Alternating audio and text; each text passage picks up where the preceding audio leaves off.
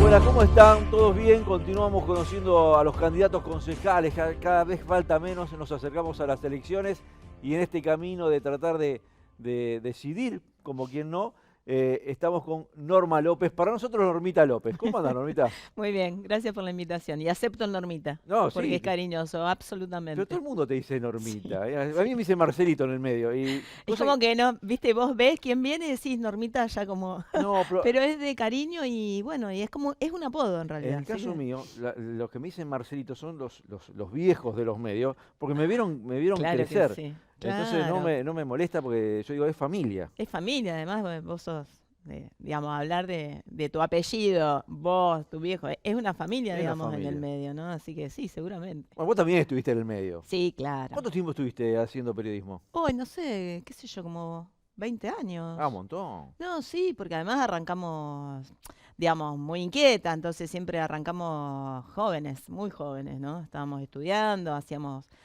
cosas, donde íbamos vos, digamos, uno cuando te gusta algo, cuando tenés pasión por algo, donde vas tratás de generar eso que tanto te gusta, ¿no? Entonces íbamos a una vecinal y terminábamos haciendo la revista de la Claro. vecinal, el folletín, armábamos programas de radios, micros.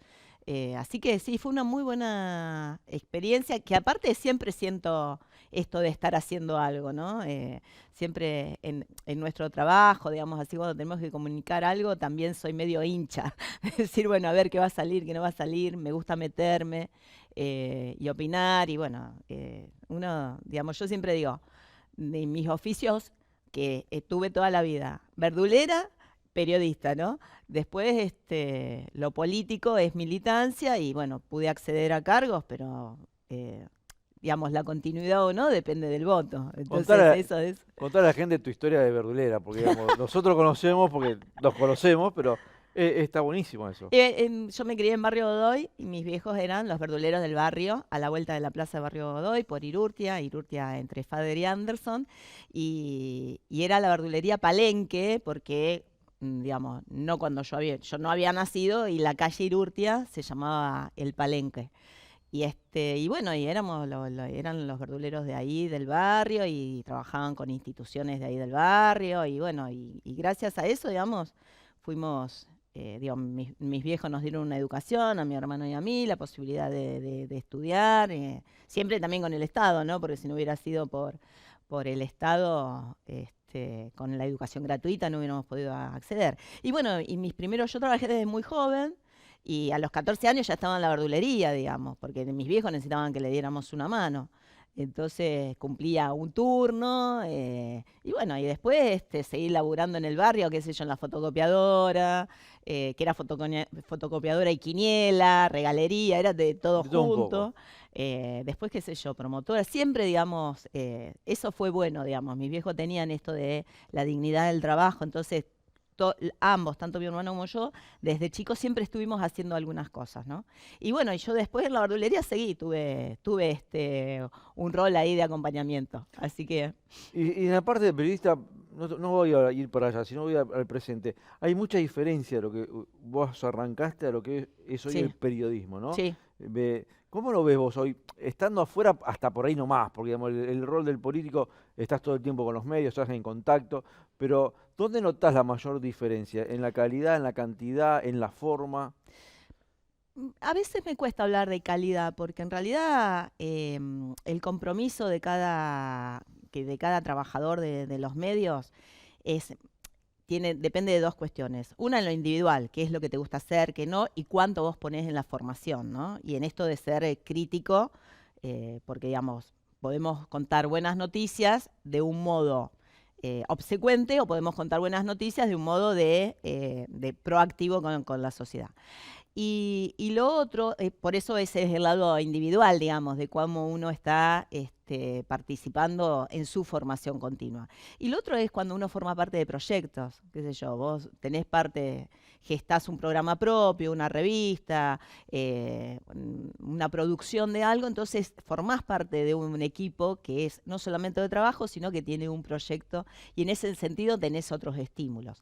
¿Qué es lo que yo veo ahora? Que las redes sociales han transformado todo lo que significa el trabajo del periodismo y que la producción se realiza de otro modo. Yo creo que hoy hay pocos productores, y ahí sí digo que, porque la producción te exige una múltiple mirada, esto de leer, estudiar, escuchar, andar por las calles. Antes, como yo fui muchos años movilera de distintos medios, un trabajo hermoso, porque te permite meterte en todos los lugares, ¿no? Desde la Bolsa de Comercio, yo siempre me reía porque íbamos a la Bolsa de Comercio a hacer preguntas sobre economía y después terminabas haciendo una entrevista por la falta de bacheo o de extranjero.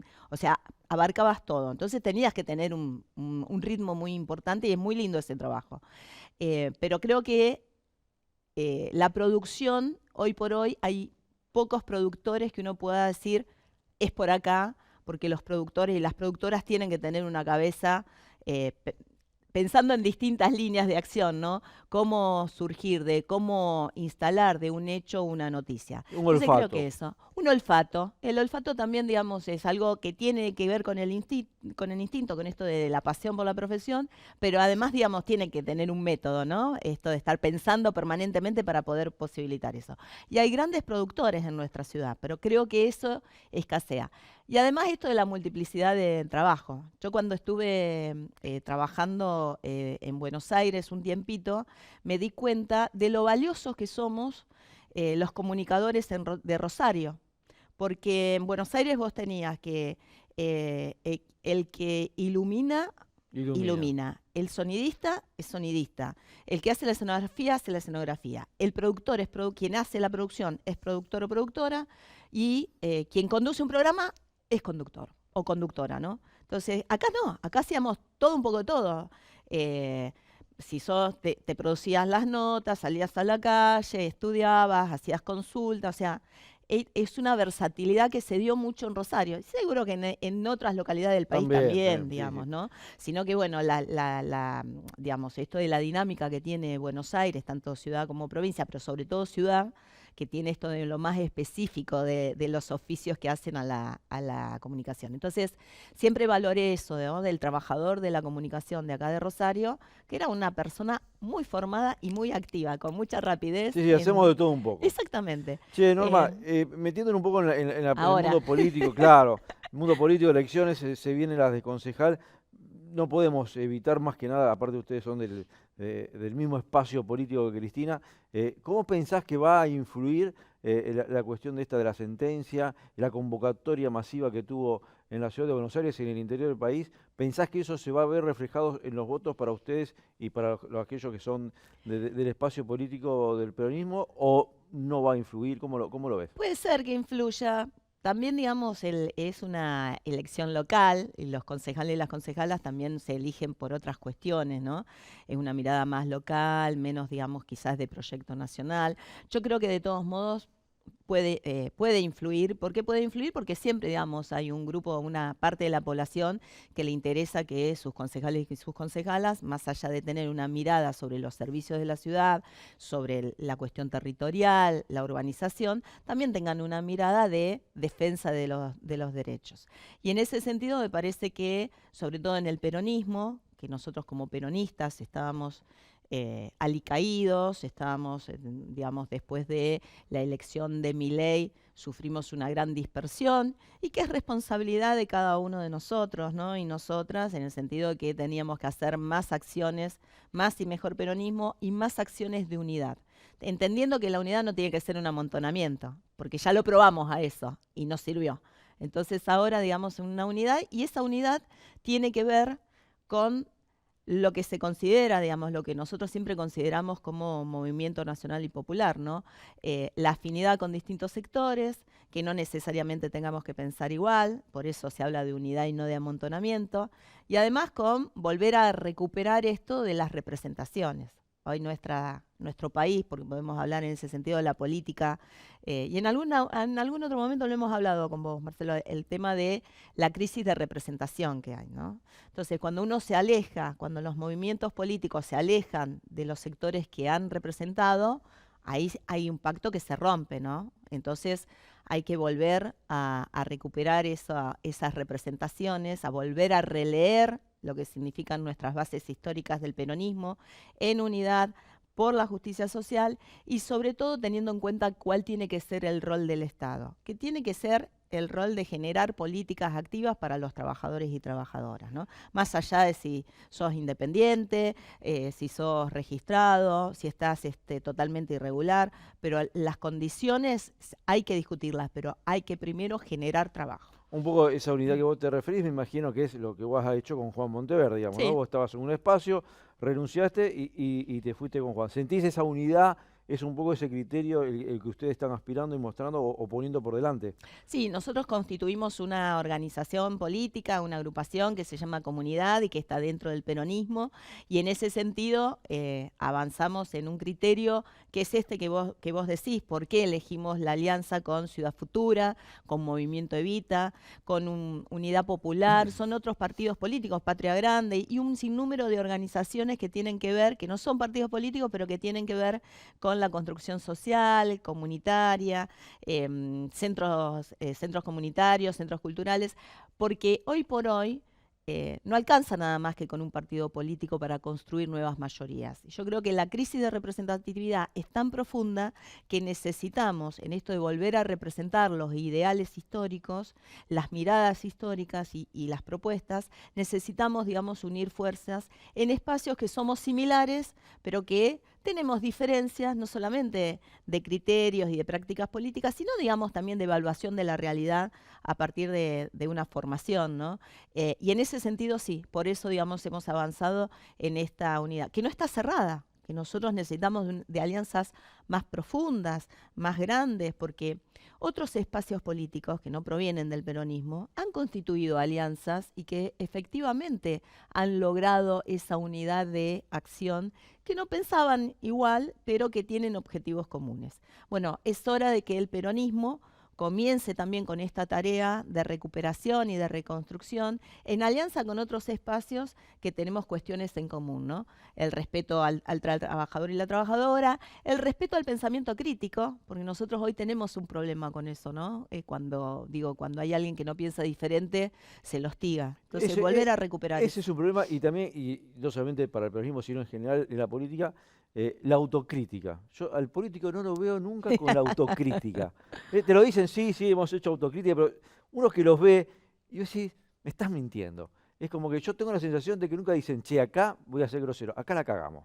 Yo creo que, al menos en el peronismo, hubo un proceso de autocrítica cuando ganó Milei, y cuando aquí en la provincia de Santa Fe ganó Puyaro, porque nosotros después de muchos años el peronismo había recuperado la gobernación y la perdimos en un solo periodo, digamos, ¿no? Entonces, y en la ciudad de Rosario, digamos, de que estuvimos muy cerquita, justamente con Juan Monteverde, de acceder a la intendencia.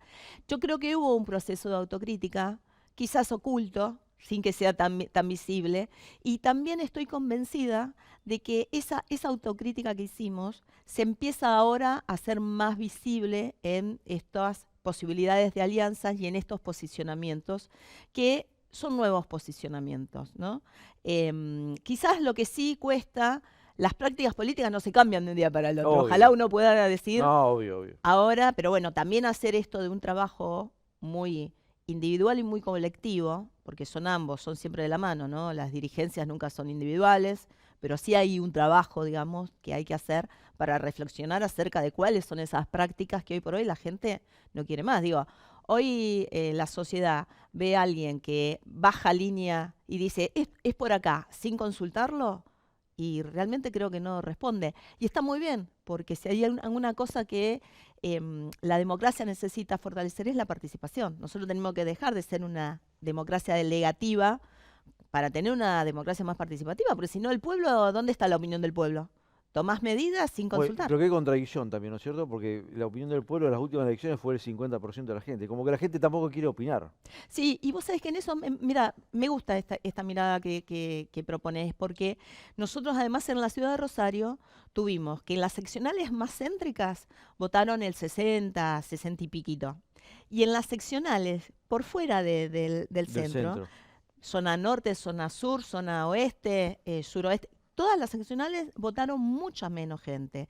Y esto también es un riesgo. ¿Por qué? Porque les das herramientas a quien gobierne para que siga actuando en una sola línea. Entonces decir, bueno, si la expresión mayoritaria de la sociedad va en este sentido, y en realidad es mayoritaria relativamente, porque los porcentajes de votación son escasos. Por eso es que nosotros le pedimos a nuestros vecinos y vecinas que participen de la votación, que participen, que vayan, que opinen a través del voto, porque si no, siempre hay una mirada que puede sacar de gancho y los deja de lado. O sea que el otro día un amigo me hace un análisis contrario a lo que nosotros hemos hablado en el consejo, en la calle, en los partidos, ¿no? En las radios.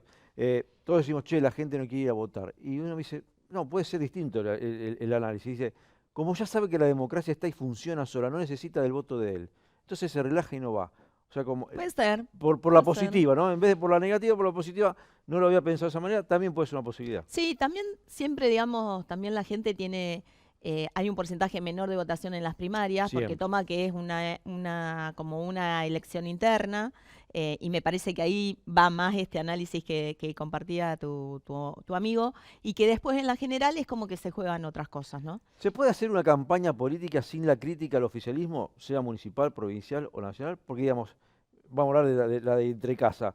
Todos enfocan el pozo roto, no sé, la luz que no anda. ¿Se puede hacer una campaña sin la crítica a quien está en el gobierno? Mira, nosotros en nuestro caso somos críticos, pero también siempre tenemos propuestas. No somos un espacio, qué sé yo no lo veo así en La Libertad Avanza, que lo único que hace es criticar a sus oponentes, criticar a la gestión municipal, que es malísima de paso, pero no tiene propuestas.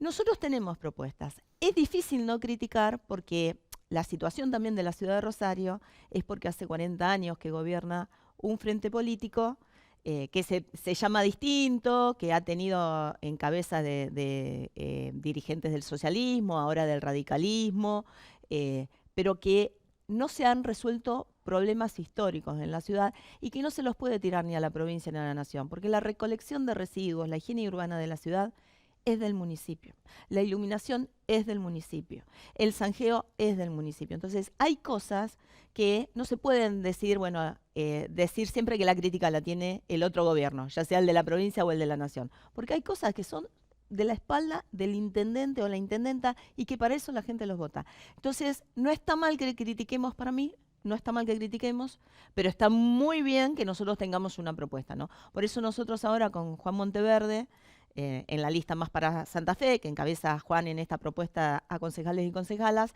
decimos, y sí somos críticos, que nos falta un intendente y que en esta elección a concejales lo que se juega es la próxima intendencia en 2 años más, en el 2027, porque van a surgir los perfiles que van a competir. Por eso es importante la participación en esta elección intermedia. ¿Y cuáles serían esos perfiles? ¿Cómo lo ves vos?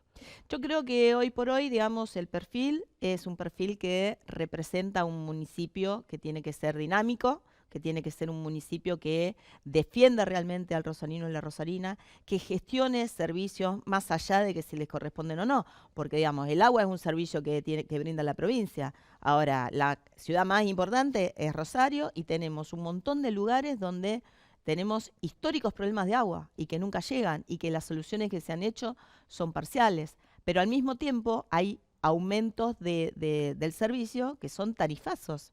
Entonces, ¿cómo hacemos, digamos? Ahí hay alguien que tiene que gestionar y yo no lo veo al intendente, a Hapkin, hoy gestionando en favor de los rosarinos y las rosarinas. Lo mismo que con el tema del servicio de energía eléctrica.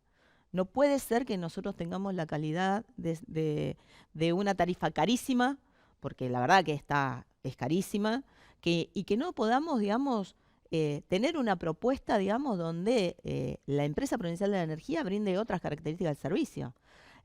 Y me parece que ahí, digamos, es una cuestión de gestión, yo estoy convencida. El tema de salud, hoy la salud está pasando por muchísimos problemas, sobre todo porque, bueno, hay un montón de trabajadores que son trabajadores independientes, registrados, que ya no les da para pagar la obra social o la prepaga y que tiene que recurrir al Estado. Si nosotros además a ese Estado lo debilitamos, la gente va a seguir pidiendo igual la situación del Estado. ¿Dónde va a ir a buscar o salud Sí, mental, o digamos, nosotros tenemos que seguir fortaleciendo al Estado y a la salud municipal. Entonces, bueno, también hay que ver otro tipo de dinámicas como para poder darle respuesta a la necesidad de la rosarina y el rosarino. bueno, se votan concejales y muchas veces la gente, el legislativo no lo entiende mucho, y me parece que más el concejal, porque no sé, diputados y senadores hacen leyes, es como algo más complejo, algo que pega más derecho. ¿Se puede cambiar un poco el espíritu del consejo, que sea algo que tenga un poco más de peso? Porque la gente, si vos le preguntás, ¿qué te dice? El nombre de la calle, dos o tres pavadas, como que los tienen ahí y realmente ustedes cumplen una función, pero para la gente eso no lo ven reflejado. No, porque además está bien lo que estás analizando, porque, o coincido, digamos, porque está desdibujado por dos situaciones para mí. Primero, porque los ejecutivos han ido avanzando en quitarle funciones a el Consejo Municipal, digamos, ¿no? Nosotros hacemos una función de control y además de generar las ordenanzas por las cuales el intendente o la intendenta tienen que hacerlas cumplir, ¿no? Pero por el otro lado también yo creo que hay una gran oportunidad en estas elecciones, porque hay una situación grave en el Consejo Municipal y que es que el oficialismo tiene una mayoría absoluta. Por lo tanto, eso impide que podamos discutir proyectos. Entonces, la pasamos discutiendo, la verdad, que cosas que no son tan importantes para la sociedad.